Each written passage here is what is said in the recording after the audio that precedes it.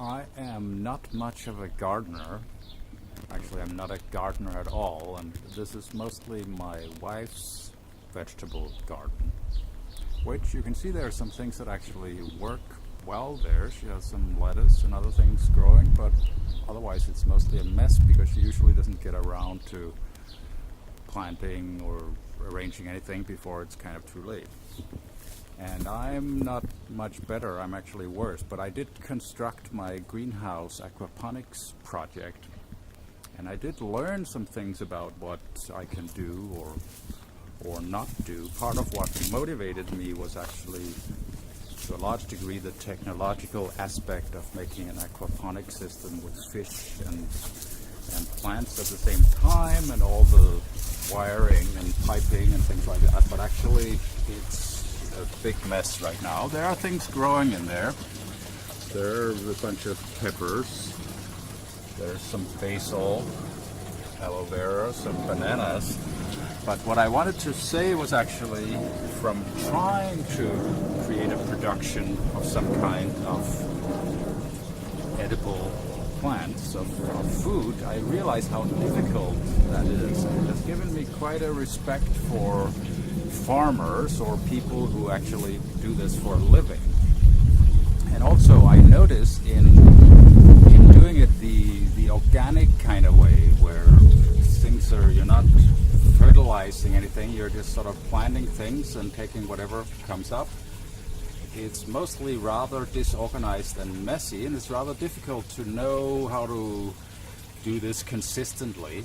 Like the tomatoes look sort of weird and deformed, and it's a little hard to choose when to pick them, and they're either too ripe or too little ripe. And like I have banana plants, they produce a bunch of bananas, but usually I don't succeed at picking them at the right time. So either they're sort of half rotten or they're not ready yet.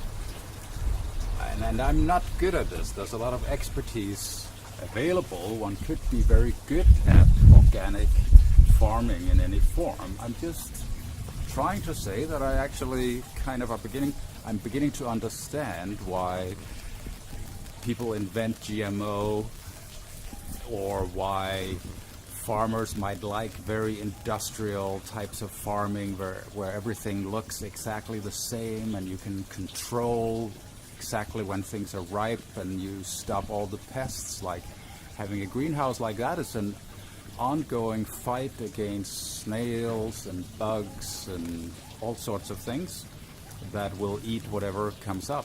So I can certainly understand somebody would want to spread out a lot of poison to make sure that doesn't happen.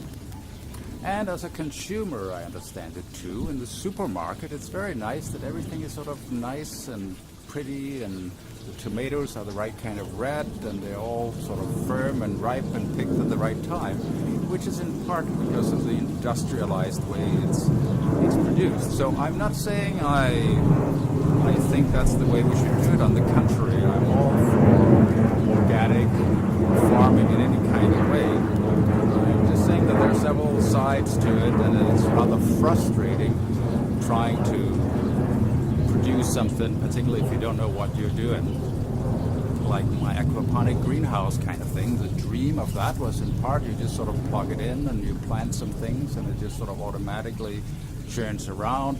The fish crap in the water, which fertilizes the plants, and you just sort of pick the fruits out of that. But in reality, it's not that simple. So I have great respect for farmers and people with green thumbs that succeed in getting something useful to come out of that even remotely looks like some kind of production. I haven't quite succeeded at that.